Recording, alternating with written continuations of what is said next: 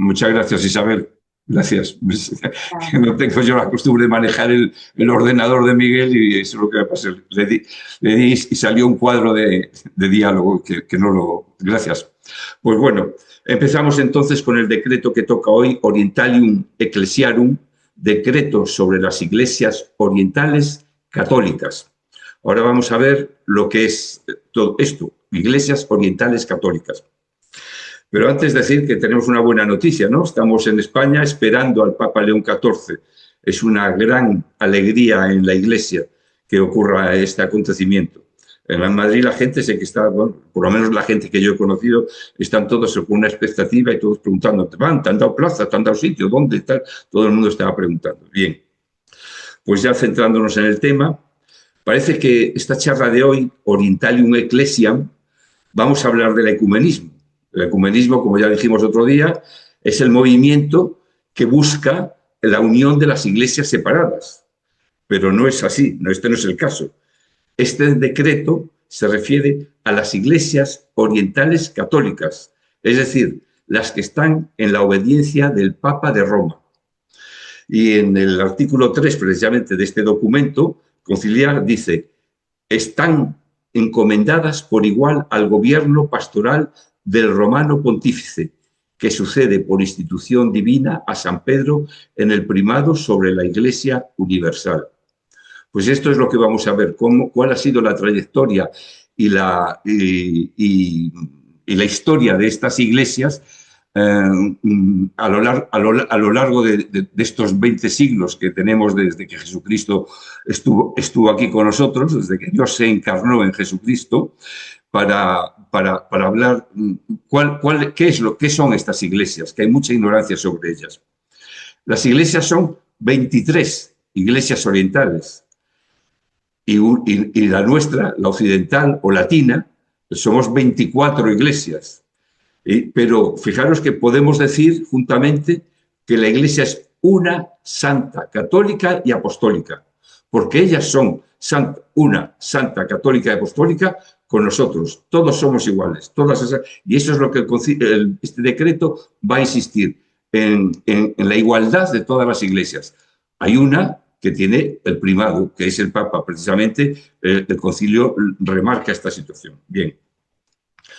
Hay otro documento que lo vamos a ver el próximo día, no sé cuándo, si antes o después del verano, pero bueno, que se llama Unitatis Redintegratum, o sea, es el restablecimiento de la unidad de los cristianos, es de lo que habla. Y ese documento sí que habla del ecumenismo.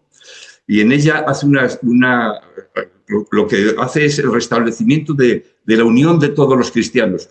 Una unión que en la Iglesia occidental se rompe por el cisma en el siglo XV, por el cisma de Lutero, que salen las iglesias reformadas y protestantes, que estas no están.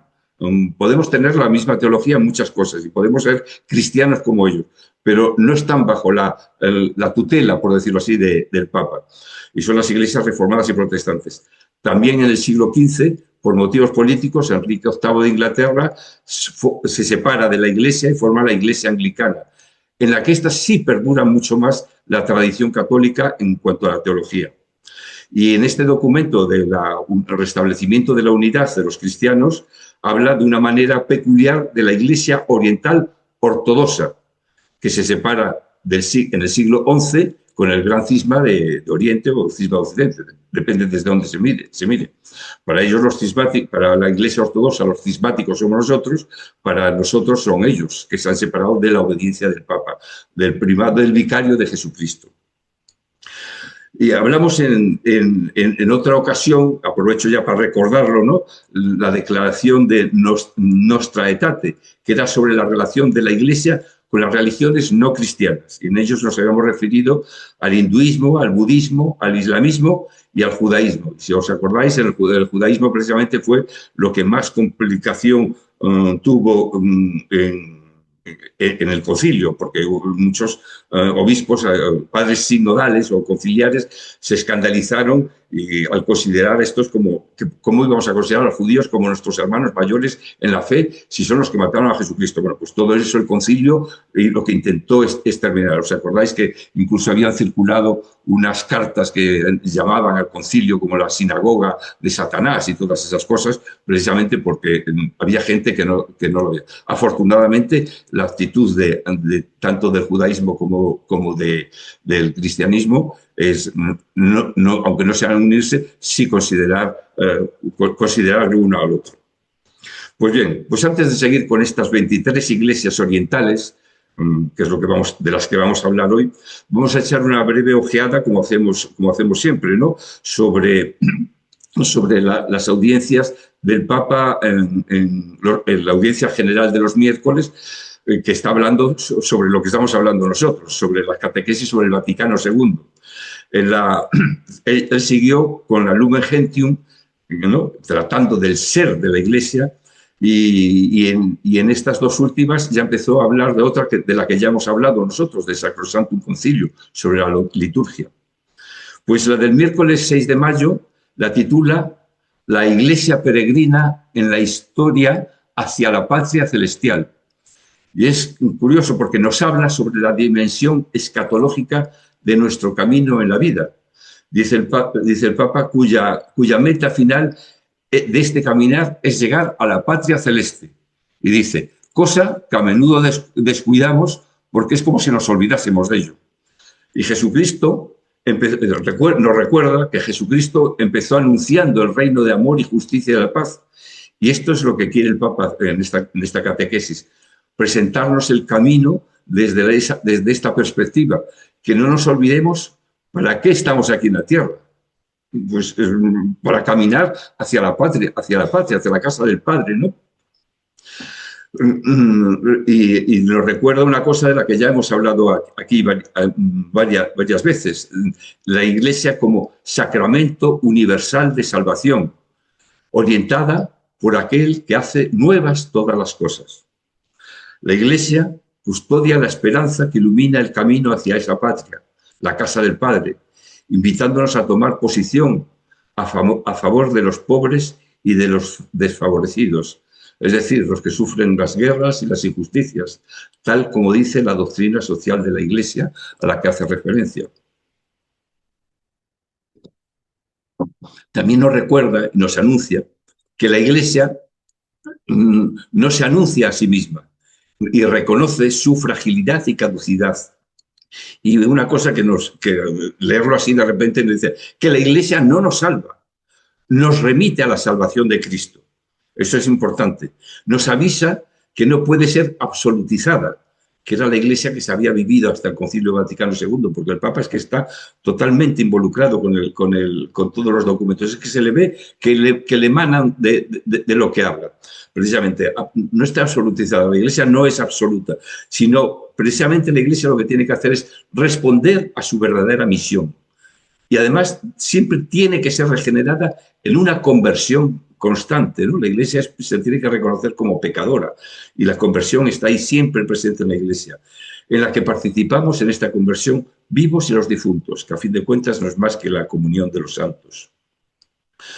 Pues sin decir nada más, la catequesis dura mucho más, pero bueno, yo hago un pequeño resumen, porque me voy mucho del tema. La del siguiente miércoles, la del 13 de mayo, la dedicó a la Virgen María, como modelo de la Iglesia. Y precisamente en este último capítulo de la Lumen Gentium, desde la que está hablando, es en el que la acción del Espíritu Santo invita a comprender cómo María es madre de la comunidad eclesial. Pues María es el modelo perfecto de lo que la Iglesia está llamada a ser. Es una catequesis preciosa sobre la alabanza a la Virgen María y nos dice, el concilio nos enseñó cómo María tiene un lugar especial en la historia de la salvación y en ella se refleja en el misterio de la Iglesia.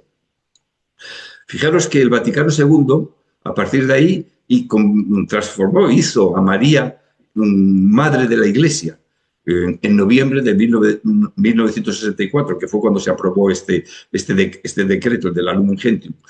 El Papa Francisco, además, instituyó tal fiesta, la fiesta de María, Madre de la Iglesia, precisamente el lunes siguiente al domingo de Pentecostés. O sea, hace 2 lunes, este no, el anterior, fue precisamente la festividad de María, Madre de la Iglesia. Y aprovecho para recordar que en el Concilio de Nicea, que fue en el año 431, se declaró a María Madre de Dios y se organizó un cisma, un pequeño cisma, una herejía de aquello. Hubo muchos inconvenientes y hubo muchos que se negaron a admitir semejante cosa. Y la tesis era, ¿cómo una mujer iba a ser la Madre de Dios? Bueno, pues la Iglesia aprobó y desde entonces tenemos María, Madre de Dios, pero el Concilio Vaticano II hizo María no solo Madre de Dios, sino Madre de la Iglesia también. Posiblemente una cosa vaya incluida en la otra, pero bueno, se le quiso dar esta importancia y este nombre a María. Y las catequesis del miércoles 20 y 27, de los días 20 y 27, las dedicó a hablar de la Constitución Sacrosanctum Concilium, sobre la liturgia, que ya la vimos nosotros durante 3 clases que nos duró, porque claro, tan profunda y tan grande era que en una clase me parecía muy cortito quedarme en eso. Y recordando un poco lo que son los profundos cambios, no solo en el rito, sino en el significado teológico. Eso fue lo que yo quise subrayar, y el Papa, con los dos nombres que le da precisamente, no voy a comentar nada más que el nombre. El primero, la primera catequesis versó sobre la liturgia en el misterio de la Iglesia. Perfectamente lo hablamos de eso nosotros, el Papa le da otro cariz, otro tratado, estupendo, es magnífica la charla del Papa, la catequesis, y la segunda se titula La reforma de la liturgia, tradición y desarrollo. Precisamente fue lo que hubo. Sin perder el sentido de la tradición, había que darle una vuelta, y es lo que hizo la Constitución esa. Y además, esta Constitución, precisamente la de Sacrosanctum Concilium, afecta mucho a las iglesias orientales, les afectó mucho a las iglesias orientales, porque alguna de ellas cambió incluso ciertas partes de su rito para ajustarse como al calendario litúrgico. Ahora, a lo largo de la charla, veremos cuál es la diferencia con ellos, precisamente, y es en los ritos. Y si los ritos, la Iglesia Católica cambia los suyos, ellos cambiaron también bastante los suyos en ese sentido de acercarnos en todo, no solo en la teología, sino en ser uno, sino también en otras cosas. Como, por ejemplo, el calendario litúrgico, ¿no? Que celebremos todos el día de la Pascua, precisamente todos el mismo día, que no ocurre. Ahora veremos por qué. Pues pasemos a hablar entonces lo que nos trae hoy sobre el decreto sobre las iglesias orientales católicas. Recalco estas 3 palabras, iglesias orientales católicas, porque hay iglesias orientales ortodoxas, que no están bajo la tutela del Papa. Esas son nuestras iglesias separadas, cismáticas con nosotros. A nosotros nos llaman los heterodoxos y ellos son los ortodoxos, porque ellos dicen que son los que se quedaron con la verdad del dogma. Bueno, esto es la discusión que tenemos desde hace 1000 años, que fue cuando se separaron las 2 iglesias. Las iglesias orientales católicas hoy en día están sufriendo una fuerte persecución, pero ya la están sufriendo desde hace muchos siglos. Todas ellas se quedaron en lo que fue la tierra conquistada por el Islam, y después estuvieron muchos siglos, 5 siglos, bajo el Imperio turco. Y todo eso pues sufrió muchas persecuciones, muchos inconvenientes, pero fueron capaces de sobrevivir. Y precisamente hoy, en el siglo XXI, cuando se habla de la libertad y de la independencia, de muchas otras cosas, algunas las estamos viendo en las guerras de Oriente, en las guerras en Siria, en todos esos sitios, en Líbano, cómo están siendo perseguidas y masacradas. Algunas están a punto de extinción y otras, sin embargo, toda esta guerra les ha hecho florecer. Pues Dios no permita que se extingan las que quedan, que podamos ser una santa católica y apostólica iglesia, todos, las 24 iglesias. Pues hablando ya del documento, en la fase antepreparatoria del concilio, se recibieron varias propuestas sobre ese tema, porque había muchos sitios donde la emigración de esos países con iglesias orientales a Estados Unidos, a Canadá y a Australia estaba pesando mucho, porque llegaban sacerdotes ortodoxos de las iglesias, ortodoxos y de las iglesias católicas, que les permite que pueden estar casados, y para ellos era un escándalo decir que eran católicos, sacerdotes católicos, y estaban casados. Pues eso había mucho conflicto precisamente por la ignorancia. Bueno, pues en las sesiones preparatorias, en la curia romana, o sea, preparó los esquemas para hablar y discutir sobre, cuando empezaron las sesiones, pues para hablar sobre los ritos, que es lo que más diferencia tenemos, la disciplina del clero, en el que va incluido el matrimonio, los sacramentos, cómo se hacen, cómo se dan, el culto divino, que sería el calendario litúrgico, el magisterio de la Iglesia. Bien, pues con todas esas propuestas que se hacían, se redactaron 4 documentos que fueron aprobados, gustaban, no gustaban. Bueno, hubo que hacer 4 documentos, o sea, que era un trabajo que dio un gran trabajo. Y se aprobó precisamente el definitivo el 21 de noviembre de 1964. O sea, en la sesión, el concilio termina en el 65, fue en la penúltima sesión del concilio, la que se celebró en el último trimestre, cuando se reunían todos los padres conciliares, en el último trimestre de la penúltima sesión conciliar. Es un texto breve, son más o menos 7 páginas, con 30 artículos, en el que ha incluido un proemio y unas conclusiones. El primero y el último artículo son el proemio y las conclusiones. Y obtuvo 2.110 placet y unos 39 non placet. Podemos decir que fue aprobado por el 98% de los padres, porque siempre hay alguien que tenía, como siempre, unas reticencias, pero bueno, eso quiere decir que en la Iglesia hay gente que piensa todavía.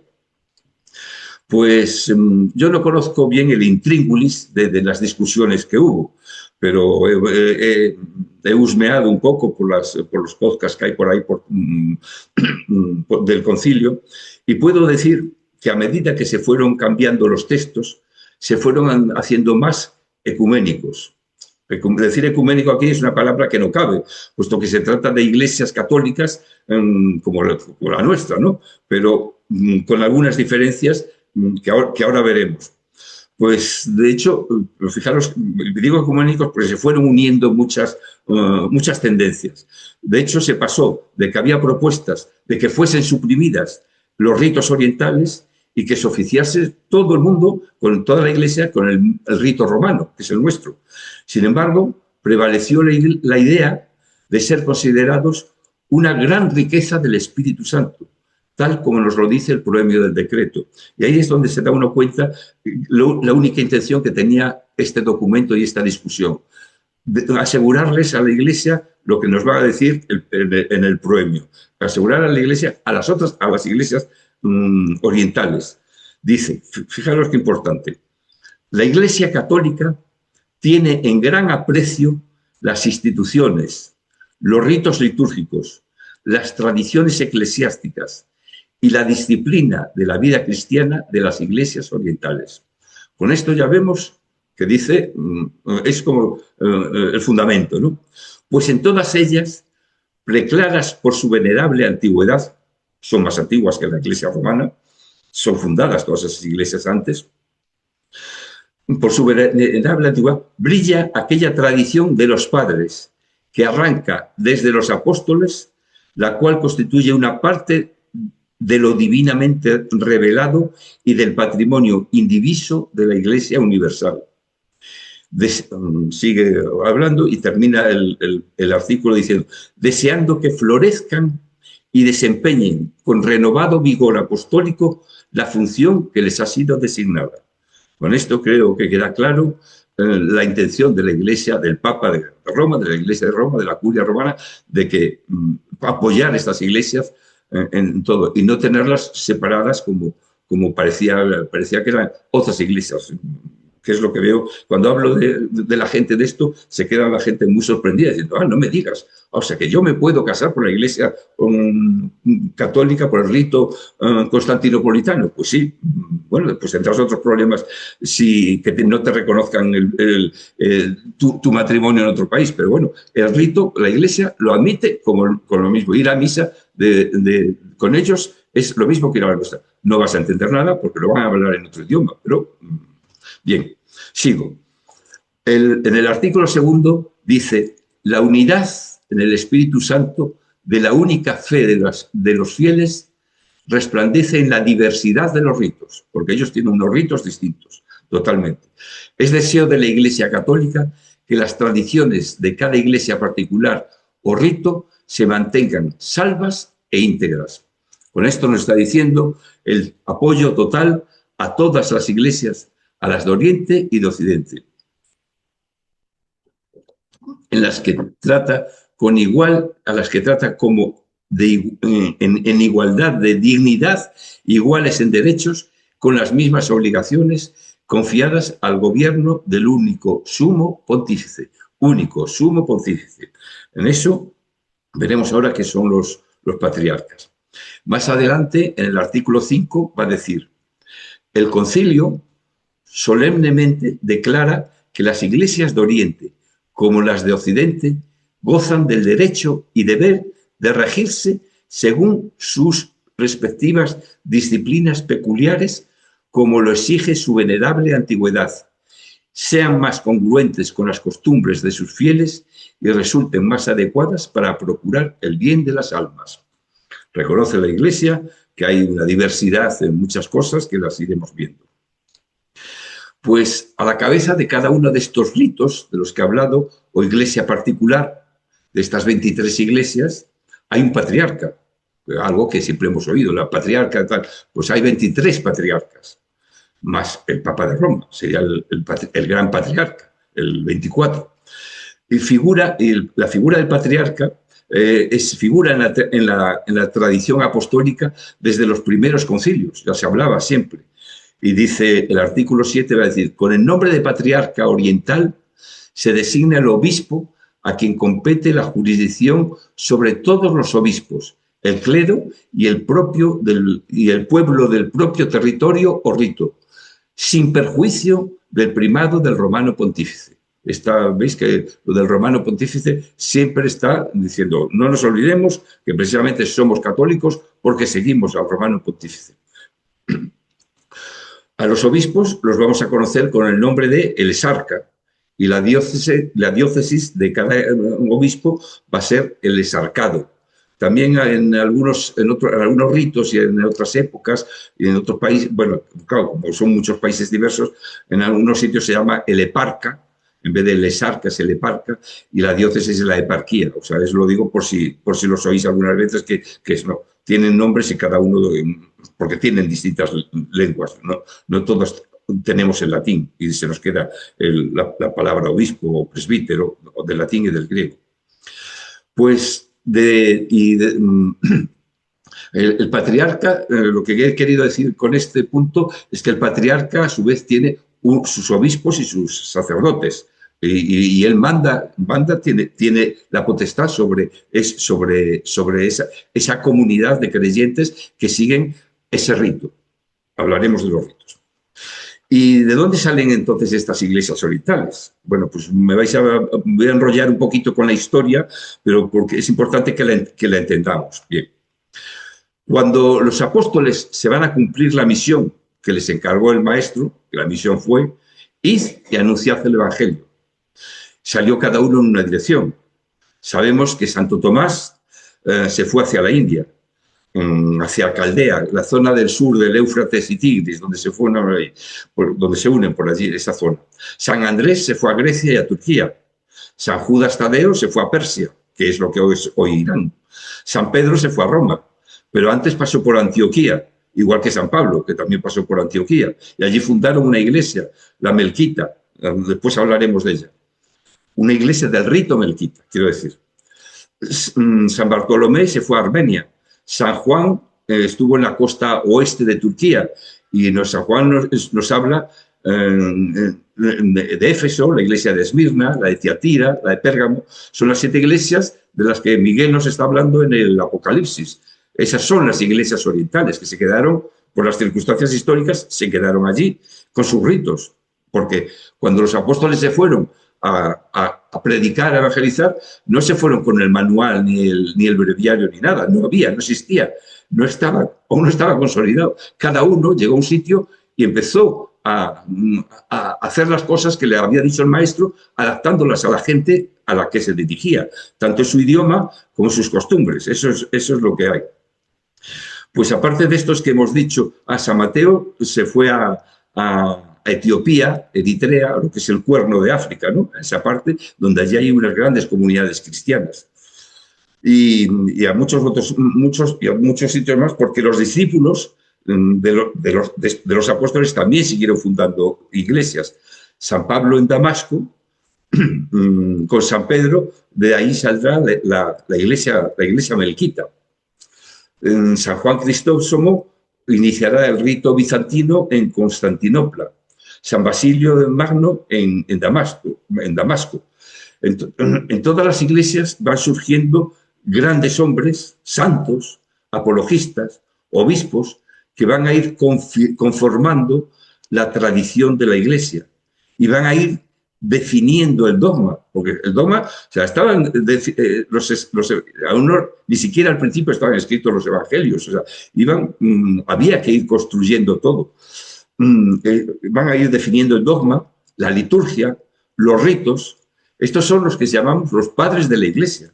Son los que nos fueron, cuando no había nada, los que empezaron en cada uno de los sitios, o no había los medios de comunicación que hay ahora.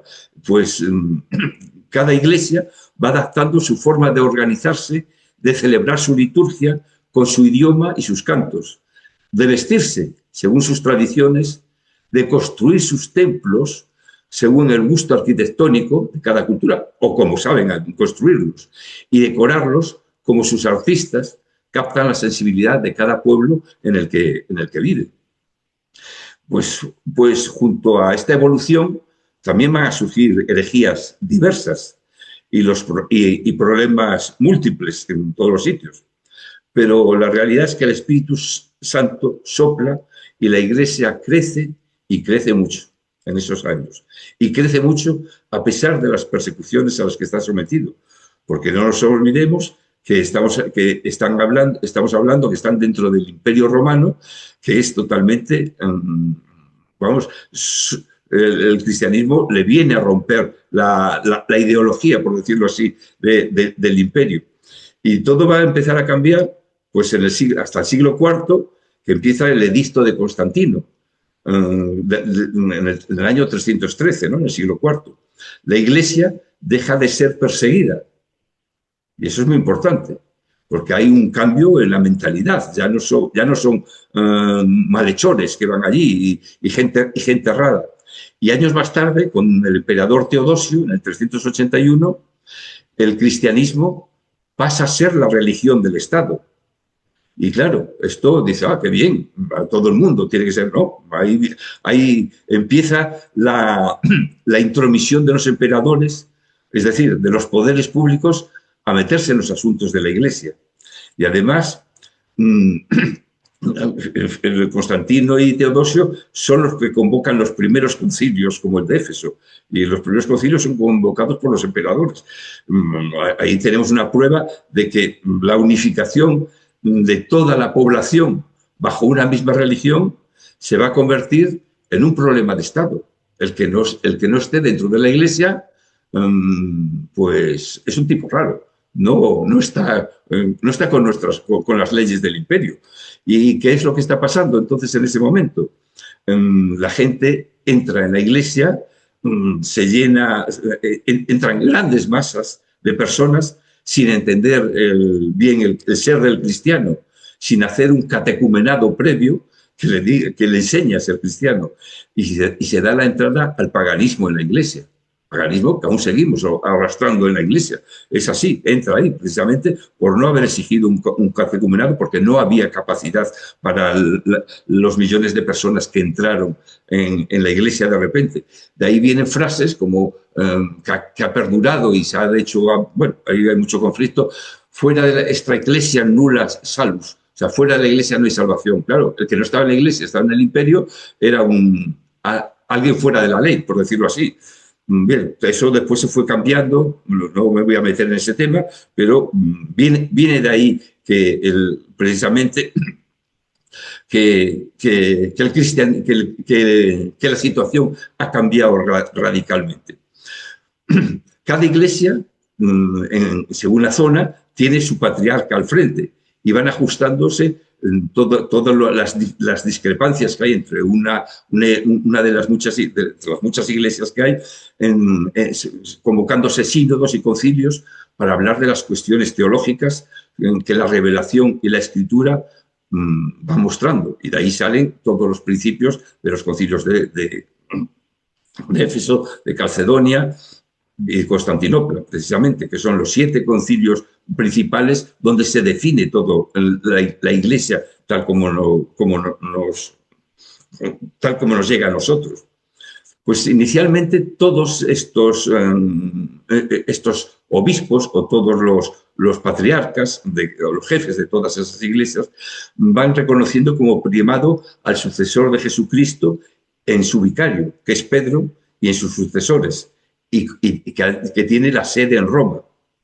Pero cuando el imperio se divide en dos, el de Occidente, con Roma de capital, y el de Oriente, con capital en Constantinopla, y cada uno con sus respectivas sedes apostólicas, van a empezar a haber diferencias. Y ya las diferencias se ahondan cuando en el año 476 la parte occidental del imperio se derrumba bajo la presión de la entrada de los pueblos bárbaros, ¿no?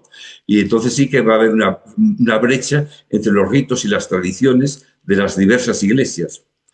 Pero eso en cuanto a la forma de ver exterior, por decirlo así, porque en cuanto a la concepción teológica ya estaba definida, ya sabíamos, ya bebíamos de las mismas fuentes que eran los evangelios y la tradición apostólica. Esos 4 siglos se había ido asentando una fuerte tradición y que además había ido siendo definida y aceptada por todos en los 7 grandes concilios de los siglos del IV al VII, o sea, el concilio, siempre en todos los documentos de la Iglesia siempre se hace referencia a estos concilios. El de Nicea, Éfeso, Constantinopla y Calcedonia. Hubo 7 porque en alguna ciudad en alguna de ellas hubo dos concilios y hasta 3. Y fijaros que todos los concilios son en la parte oriental del imperio, porque realmente en la parte oriental, bueno, pues porque están más cerca de donde nació todo esto, es donde hay más peso teológico, es evidente, hay más peso histórico y hay más peso numérico del cristianismo. Allí hay muchos más cristianos allí y además cristianos, por decirlo así, más de verdad. Pero sin embargo la cabeza está en Occidente, Roma, a donde el Espíritu Santo llevó a San Pedro. La cabeza está allí. Pero, claro, surgen las inevitables comparaciones que llevaron a empezar a mirarse mal los orientales con los occidentales. Y en el siglo VIII, IX, cuando llega el Islam a ocupar toda la parte de lo que hoy es el Medio Oriente, ya hay todos aquellos patriarcas, todos aquellos se quedan aislados en medio de una población que pasa a ser del Islam musulmán. Y el aislamiento de muchas de estas comunidades de Oriente con sus obispos en medio de los invasores, pues claro, todo esto da lugar a que hubiera incidentes a lo largo de esos siglos. Hasta que el incidente más gordo ocurrió cuando, siendo obispo de Constantinopla, un fraile llamado Miguel Cedulario, en 1054, con la disculpa que teníamos ahí del filioque, que ellos, creo, cuando dicen el credo, fue una discusión de uno de los concilios de estos, creo en el Espíritu Santo que procede del Padre y del Hijo. Y ellos dijeron, la Iglesia Ortodoxa dijo, no, solo del Padre, no del Hijo. Entonces empezaron a hablar de la sustancia, se liaron y entonces Roma, en un momento determinado, añadió y del Hijo, y el filioque, ¿no? En latín sería y del Hijo. Bueno, pues por culpa del filioque y del Hijo y otros asuntos políticos que indudablemente estaban por ahí, un obispo se excomulgó al otro. El de Roma al de Constantinopla, el de Constantinopla al de Roma, y provocaron el gran cismo de Oriente.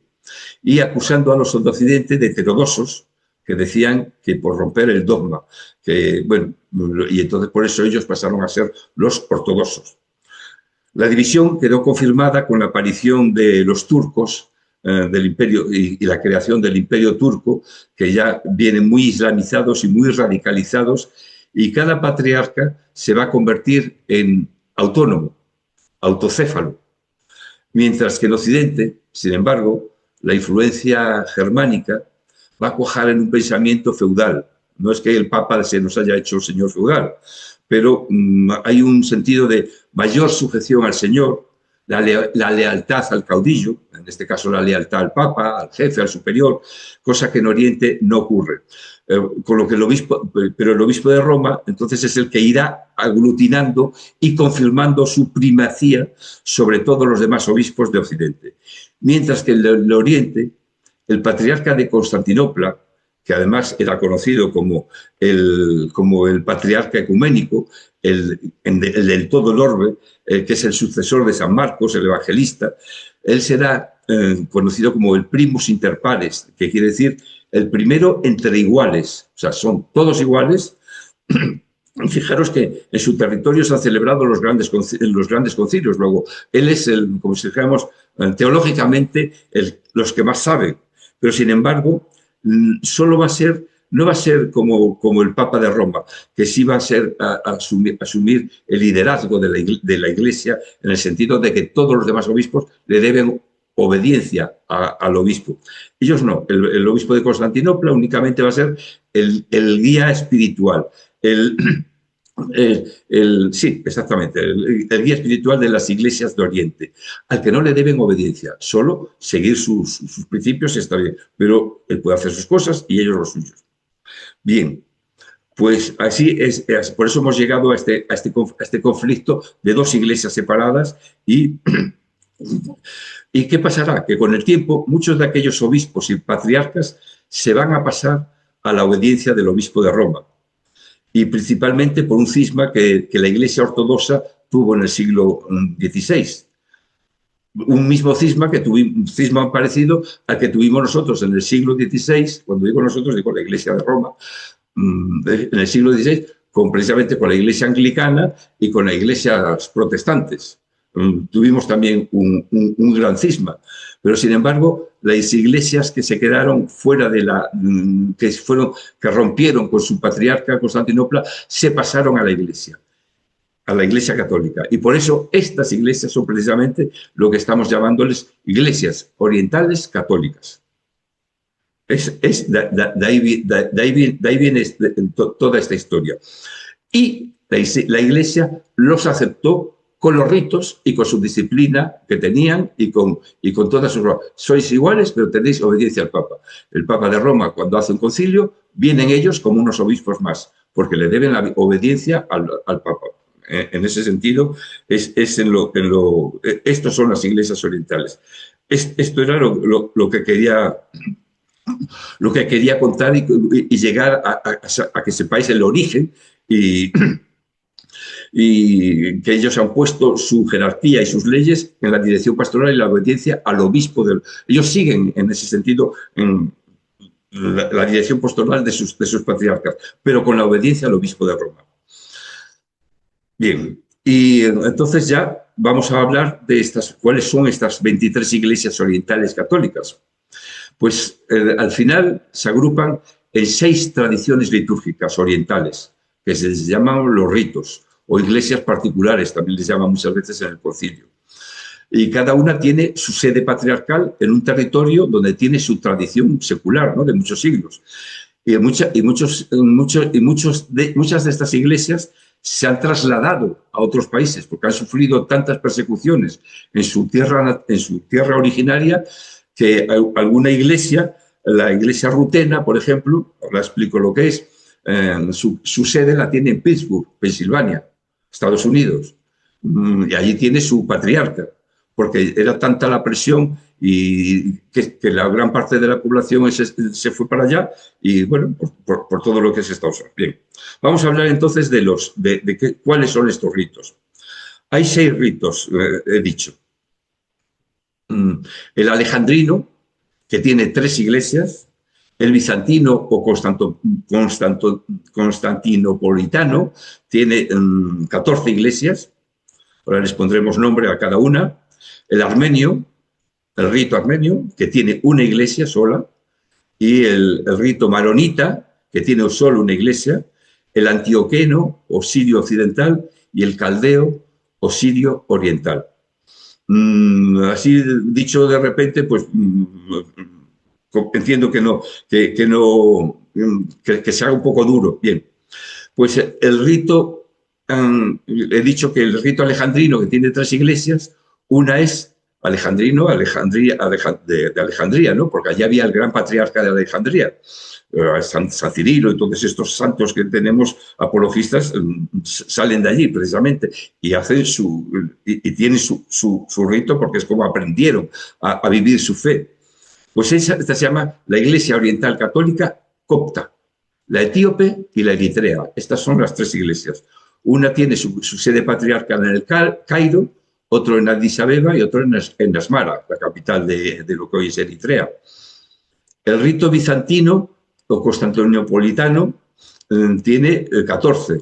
La primera es la greco que se llama Iglesia Oriental Greco-Católica Melquita. Melquita viene el nombre, esta la fundó San Pedro y San Pablo, porque era en Damasco, cuando estuvieron ellos allí, hubo una comunidad cristiana muy importante y muy numerosa, y hubo un momento de conflicto, que hubo una división entre un patriarca y otro, y el melquita viene de una palabra árabe que es melk, el jefe, o sea, los que están con el poder, con el rey, por decirlo así, y que eran que eran precisamente esta iglesia que es la que prosperó, la iglesia melquita. Está la greco-católica bizantina, cuya sede es Estambul. Allí es donde está precisamente el gran patriarca de Constantinopla, la Iglesia greco-católica griega, la italo-albanesa, esta está ya en Sicilia, ya ha habido mucha inmigración, la Iglesia greco-católica ucraniana, en Kiev, tiene 5 millones de fieles, es de las más numerosas. Lo mismo voy a decir, siempre ponéis Iglesia Oriental Greco-Católica, la ucraniana, bielorrusa, rusa, búlgara, eslovaca, húngara, la de Croacia-Serbia, la húngara, la rumana, la rutena, que es la que dije que emigraron gran parte de la población a Pittsburgh, la albanesa y la macedonia. Cada una pues tiene su sede patriarcal, una en Damasco, en Estambul, bueno, en Atenas, no lo voy a decir. Después del rito armenio, he dicho que solo tiene una iglesia, que es la Iglesia Oriental Católica Armenia, y su sede está en Beirut. Otros que se han desplazado, porque Armenia está al este de Turquía, pero con las persecuciones armenias después de la Primera Guerra Mundial, a manos de los turcos hubo unas matanzas terribles, emigraron a un sitio donde había paz, ahora ya no la hay, que es Beirut. Allí está la sede del patriarca de la Iglesia Oriental Católica Armenia. Después está la Iglesia Maronita, que está también, su sede está en Kerber, en Líbano. La Iglesia Maronita, el nombre le viene, era una comunidad que nace en Oriente, cerca de Jerusalén, y se instalan en Líbano, precisamente su sede principal, y viene de San Marón, que era un santo, para nosotros no conocido, pero en Oriente, en esas iglesias, es el fundador precisamente de esta iglesia. Y está en Kerter, que es en el Líbano. Seguramente es una de las iglesias que está más perseguida por la guerra que están sufriendo y, desde hace mucho tiempo. Yo estuve en la iglesia maronita, tienen un obispo en Jerusalén, yo estuve alojado en un convento que tienen allí en Jerusalén, de la iglesia maronita, y si la misa servía, era un convento, era como una residencia donde había monjas que cuidaban a la casa, una casa grande que tienen allí, pues allí estuve con los maronitas.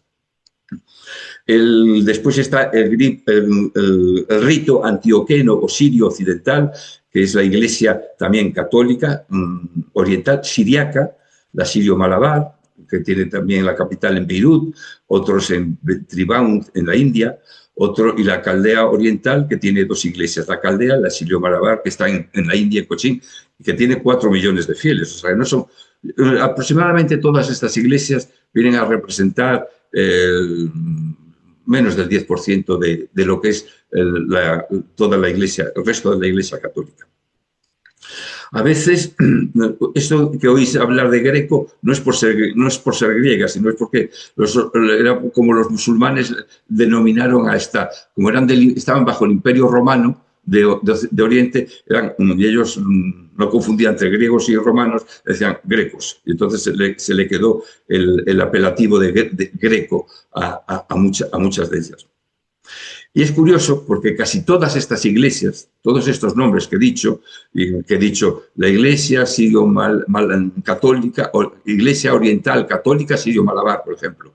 Bueno, pues hay una igual, pero en vez de ser católica, iglesia oriental ortodoxa sirio-malabar. Todas tienen su espejo en ortodoxo. Quiero decir que son divisiones de sus propias iglesias. Otras veces oímos hablar en la prensa, muchas veces se dice los uniatas. Dice, no, es una iglesia. ¿Cuál es la iglesia de los uniatas? Uniatas se refiere a los católicos de estas iglesias que han promovido la unidad entre católicos y ortodoxos. Y los ortodoxos, pues a estos les han llamado, sois unos traidores, nos queréis unir a la iglesia. Es un nombre despectivo. Por eso muchas veces van los periodistas y oyen, no, fue una iglesia, atacaron una iglesia uniata. Se está refiriendo a cualquiera de estas iglesias católicas orientales, pero para ellos es los que han intentado unirse. Es el nombre común con el que se les llama, cuando no sabes cuál es. Bien, la diferencia con todas estas iglesias principal es el rito. Y el rito, pues la Real Academia y la misma Iglesia dice, es un acto ceremonial o religioso que se repite de forma invariable dentro de una comunidad cultural. Estas prácticas constituyen la expresión simbólica de un conjunto de valores fundamentales y su celebración, denominada ritual, se rige por pautas establecidas por la tradición o por la autoridad, o por una autoridad. Bueno, pues esto es lo que nos separa realmente de estas iglesias. Por eso, cuando nosotros tenemos una conversación ya como católicos, debemos afinar un poco la diferencia entre la iglesia latina y la iglesia romana, porque yo a veces he dicho, nosotros la iglesia romana, nosotros realmente la iglesia de Occidente, que es la número 24 de todas estas iglesias, ellas son orientales, nosotros somos la occidental, en la que sigue el Papa la que sigue al Papa de Roma, somos la iglesia latina. Y decimos latín porque la lengua litúrgica es el latín. Y la iglesia latina, el asunto es que tiene varios ritos, como son el romano, que realmente el rito romano es el más extendido y el más usado. Incluso hay otros que están prohibidos o no, que no están en vigor. Hay que tener una autorización especial, como por ejemplo en la iglesia latina, ya hablando con propiedad, aparte del rito romano, tenemos el rito ambrosiano, el rito hispano-mozárabe, en España, fue muy tradicional la iglesia de Toledo, el rito cartujo, el rito tridentino, hay algunos más, pero bueno, no los voy a decir todos, pero tenemos más iglesias. Lo que pasa es que solo somos iglesia latina, desde ese punto de vista, cuando hablamos con la iglesia oriental. Bien, el asunto es que en cada iglesia oriental, el rito varía, la liturgia varía, porque claro, si tienen diferencia con nosotros, entre ellos también tienen diferentes formas de celebrar. Por eso no se puede decir, es un único rito, no. Cada una tiene su rito. Después veremos cómo el Vaticano gestiona todos estos ritos. Por ejemplo, la caldea y la siriaca, el siriaco es el idioma, es un dialecto del arameo. Y ellos rezan, toda su liturgia se celebra en siriaco, que es el idioma que tienen allí, que es un idioma, el arameo, que era el idioma que hablaba Jesucristo. Por eso, dice, ¿por qué van a desaparecer el idioma que hablaba Jesucristo y ponerles a hablar griego o latín? Pues dice la Iglesia, que hablen, que hagan su liturgia en el mismo idioma que hace Jesucristo. Hay mucha gente que dice, no, porque hablan castellano, hay que pasarse al latín. En todo caso, nos pasaríamos al arameo. Bueno, pues cada uno, la Iglesia en ese sentido, tiene esa grandeza de miras y ese respeto hacia la persona. Dice, bueno, pues se respeta. La melquita, por ejemplo, tiene un rito muy raro, que es el agua que se mezcla con el vino, hierven ese agua, es una gotita solo, pero la hierven, y eso simboliza para ellos el fervor en la consagración. Bueno, el fervor viene de ferver, ¿no?, que es hervir en castellano. Bien, las iglesias, la iglesia oriental, tanto la ortodoxa como la católica, no usan el pan ácimo como usamos nosotros, sino usan pan corriente para consagrar. Pues si digo esto, no todas, porque algunas, aceptando el Concilio Vaticano II, se han pasado al pan ácimo. Por eso te digo que cada iglesia tiene, cuando diga una cosa, algunas sí, otras no. Cuando diga hay matrimonios sacerdotes, no todas, casi todas, pero no todas. O sea, en cada una tiene sus propios ritos, su propia disciplina y su propia liturgia. Comulgan bajo las dos especies, no todas, voy a decir, porque unas dicen que no es correcto, porque hay concomitancia, concomitancia es hacer dos cosas distintas, pero que producen el mismo efecto. Si tomar el cuerpo y la sangre de Jesucristo, si tomas el cuerpo, ¿para qué tomas la sangre? Ya en el cuerpo va la sangre. Bueno, pues cada una se ha quedado en sus ritos y en sus formas. Al rezar el credo, omiten y del Hijo, ya lo conté antes, lo del filioque. Y así los aceptó la Iglesia Católica cuando en el siglo XV y siglos posteriores, hay algunas que se suman a la Iglesia Católica en el XVIII y el XIX, siguen considerando el filioque. Pero bueno, si es solo por el filioque, pues en el credo, pues claro, esa palabra sirvió para causar un cisma que ya dura 1000 años. Pues a lo mejor, pues bueno, pues se está ahí sin más consideraciones teológicas. Ahora hablamos. Lo que nos llama más la atención a los del rito romano, al entrar, cuando los que habéis entrado en un templo, en una de estas iglesias orientales, lo primero es tanto oriental como la ortodoxa, porque es que son muy parecidas, o sea, son iguales prácticamente, la católica como la ortodoxa. Primero, su profusa decoración en lámparas, iconos, imágenes y cruces, de tal manera que es que apenas hay un espacio libre en las paredes. Todo es ornamento, todo es una gran... A nosotros es como si nos diera un poco de agobio entrar en aquella con tanta decoración, con tanto santo expuesto. Lo segundo que nos llama la atención es el iconostasio. El iconostasio es una pared, es un biombo, una pared, normalmente son hechos de madera, que lo que tienen son iconos dibujados delante y que separan el altar. El altar no se ve porque hay 3 puertas. Una puerta que solo pueden entrar, la puerta central, solo pueden entrar los sacerdotes. Y las otras puertas se abren y se cierran durante la misa, entran unos, salen, o sea, es así. Y todo eso, dice, ¿y qué significa el iconostasio? Pues porque ellos guardan el misterio de la consagración, lo guardan como un gran misterio. Entonces la gente no lo podía ver. Eso era una cosa que ocurría detrás del iconostasio. Entonces solo se abre una ventanita. Bueno, pues cada una tiene su rito. Eso es lo que, bueno, quería resaltar, que lo del iconostasio, que es una pared ante el altar decorada con iconos y que tiene 3 puertas. La puerta central es la puerta santa. y ya digo que es porque el misterio de la consagración debe quedar oculto a la vista de los fieles. Y la tercera cosa que nos llama la curiosidad es lo largas que son sus ceremonias. La misa normalmente dura 2 horas o más.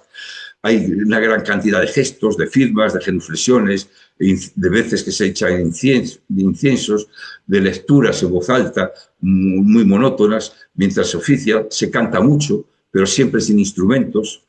En casi todas aún mantienen el sacerdote de espaldas al pueblo. Después del concilio, algunas se ajustaron, por eso digo que algunas se ajustan, eso depende del patriarca y del sínodo, porque cada patriarca hace su sínodo, su propio concilio, como hace el Papa también, como hace la Iglesia Católica. Bien, en las diferencias teológicas puede haber, las diferencias son más sutiles, ¿no? Por ejemplo, el purgatorio, que no está muy clara su existencia, es más bien un estado de sanación, un estado para curarse, más que un sitio de purgar los pecados. Y lo mismo pasa con el pecado original. No hay culpa de pecado original, sino más bien hay unas consecuencias del pecado. Bien, y digamos que en lo teológico hacen un distinto énfasis de lo que hacemos los occidentales, ¿no? Ellos no enfatizan tanto en la lógica y en la filosofía como hacemos nosotros con el racionalismo occidental, que lo tenemos impreso, ¿no? Los orientales no necesitan conceptualizar y definir a Dios exactamente, sino que el misterio de Dios lo perciben como algo más poético, más elemental, más como una síntesis de la misericordia, la bondad y la omnipotencia divina. No perderse en muchas disquisiciones si la sustancia, si no sustancia, si el Hijo, no el Padre, no sé. Ellos, en ese aspecto, dice Dios es misericordioso y hace lo que quiere, porque es la omnipotencia divina.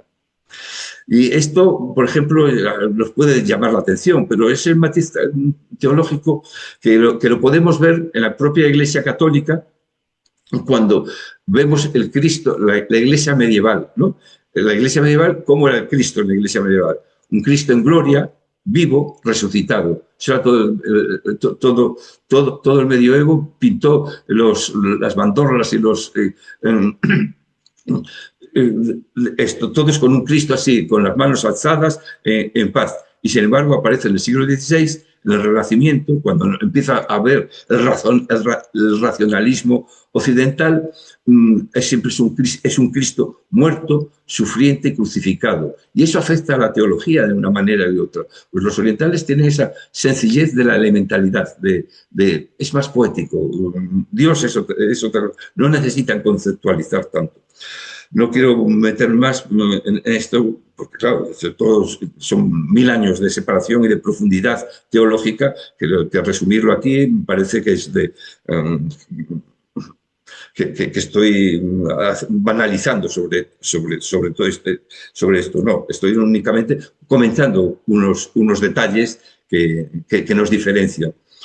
En la consagración, la misa para los occidentales, el sacerdote pone las manos sobre el pan y el vino, invocando al Espíritu Santo, ¿no? En la epíclesis por el Espíritu Santo se convierte, que la efusión del Espíritu Santo convierta este pan, este vino en el cuerpo y la sangre de Jesucristo. Y para la Iglesia oriental, aun haciendo lo mismo, el milagro no es algo que ocurre sencillamente en un proceso, no en un momento, sino en el proceso, y en el proceso sobre todo que se culmina cuando por eso el sacerdote oriental, de la católica oriental, no dice nunca la misa solo, siempre tiene que tener alguien que diga amén, amén, amén. O sea, cuando dice que se convierta en pan y vino, alguien que diga amén. ¿Cuándo decimos nosotros amén? Cuando el sacerdote nos da la comunión. Entonces tú dices, cuerpo de Cristo, y dices tú, amén. Bueno, pues todo eso ellos lo han elaborado de otra manera, por eso digo que para nosotros es en el momento de poner las manos en esto. Para ellos es en todo el proceso hasta que tú pasas a ser esa sustancia en el cuerpo de Cristo. Bien, pues sin profundizar más, nada más que contando así unos cuantos detalles, que quiera más, pues lo tienen por ahí. En cuanto a la jurisdicción, las iglesias orientales son lo que se llama sui juris, tienen derecho propio, son autónomas y tienen sus propios jefes, que son los patriarcas, tienen sus propios sínodos, aunque como se someten a la obediencia del Papa de Roma, cuando el Papa de Roma los convoca y les dice, este decreto lo vamos a cumplir, ellos lo cumplen. Aunque todos los decretos que hemos leído, siempre cuando les afecta a ellos, dicen, bueno, las iglesias orientales, ellas decidirán qué hacen con esto, sobre todo en lo de la liturgia. O sea, ellos ajustarán para que tengamos ese mismo sentimiento teológico de lo que estamos haciendo en la misa. Sobre la disciplina del clero, por ejemplo, la ordenación de los hombres casados. En alguna iglesia les es permitido siendo sacerdotes, en otras tiene que ser antes, precisamente, antes de ser ordenados, incluso siendo diáconos, se pueden casar y ordenarse sacerdotes. Bueno, pues eso, algunas la están revisando, todas esas cuestiones por la unificación. En cuanto a los sacramentos, decir que suelen hacer los de iniciación cristiana, el bautismo, la confirmación y la Eucaristía, siempre en el mismo día, todo a la vez. Nosotros eso lo hacemos hoy en el bautismo de adultos, pero ellos lo que hacen siempre es bautismo y confirmación al niño, se lo hacen lo mismo. El presbítero puede hacer el rito de la confirmación, cosa que en la iglesia latina no. Los matrimonios entre católicos y orientales es el mismo en cuanto a su validez. Otra cosa es su licitud, bien por las autoridades civiles o las diócesis. La diócesis a lo mejor, si te casas en otro sitio, pues la diócesis quiere saber que tú te has casado, que le lleve los papeles. Pero el matrimonio en sí es válido, es lo que hay que decir. La licitud, o sea, la legalidad, bueno, pues esos son los papeles que tendrás que hacer en cada país según los convenios que tenga la Iglesia con el Estado para admitir ese matrimonio. La misa la podemos celebrar en cualquier rito, es válida totalmente, pero otra cosa es la capacidad de participación en la ceremonia o de entenderla. Claro, si vamos a un rito donde nadie nos lo ha explicado, pues nos vamos a quedar un poco en alvis. Las lecturas es curioso, pero siempre las hacen son del Nuevo Testamento. Y la explicación que dan es que el Antiguo Testamento ya pasó. Dicen, odres nuevos para vino nuevo. Y después la forma, lo que vemos por las películas, la forma de persignarse que es de izquierda a derecha.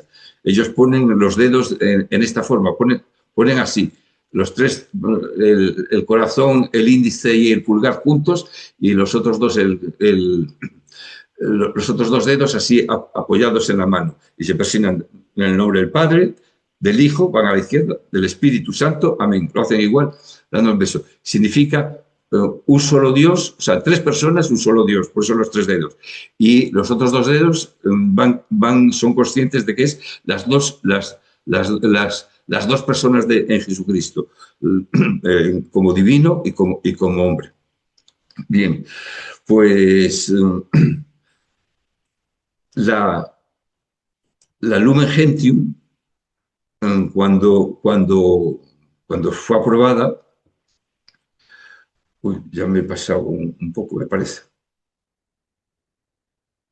Bueno, la Lumen Gentium nos habla que la divina providencia ha hecho que varias iglesias fundadas de diversas regiones por los apóstoles y sus sucesores, al correr de los tiempos, se han reunido en numerosos grupos estables, orgánicamente unidos, los cuales, quedando salvo la unidad de la fe y la única constitución divina de la Iglesia Universal, tienen una disciplina propia, unos ritos litúrgicos y un patrimonio teológico espiritual propios, que también esto mismo lo recoge el Catecismo de la Iglesia en el número 814, refiriéndose a lo que le llama las iglesias rituales autónomas. Bien, los que habéis estado en Jerusalén habréis visto que en la iglesia del Santo Sepulcro se celebran 6 iglesias. De ellas son 3 de ritos católicos y 3 de ritos ortodoxos. Entre ellos había un patriarca latino de rito romano, instituido desde las cruzadas. los que en el Vaticano II el Papa Pablo VI suprimió y lo dejó solo como un título, no como un patriarca, sino se quedó el patriarca de latino de Tierra Santa, pero es un título, no tiene iglesia, por decirlo así, solo es el título. El título realmente, quien lleva una iglesia allí es el custodio franciscano de los santos lugares. Y esto son cosas muy complicadas del Vaticano, de la Iglesia del Santo Sepulcro, que, que claro, aquí quedaba todas muchos siglos de tradición y que uno que llega allí y va a oír misa o algo así, tiene que ser probado en la fe, porque cuando llegan los del otro rito echando, empujándose unos a otros, es tremendo. Bien. Pues todas estas iglesias en el Vaticano están reunidas en el dicasterio para las iglesias orientales y se conserva en el código de los cánones de las iglesias orientales. Cómo lo hacen ellos el canon y cómo se le ha aprobado en la iglesia y nada más. Y además en Roma hay un seminario para preparar sacerdotes de los ritos orientales, que se llama el Pontificio Colegio Griego de Roma.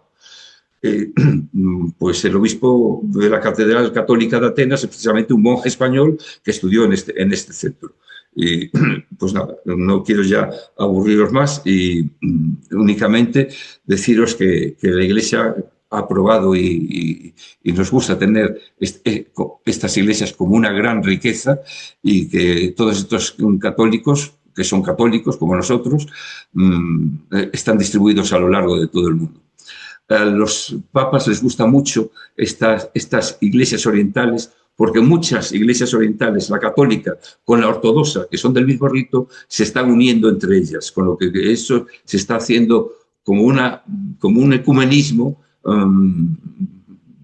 parcial, pero bueno, que ayuda al ecumenismo general del que se pretende. Muy bien, pues nada, con esto muchas gracias y paz y bien a todos.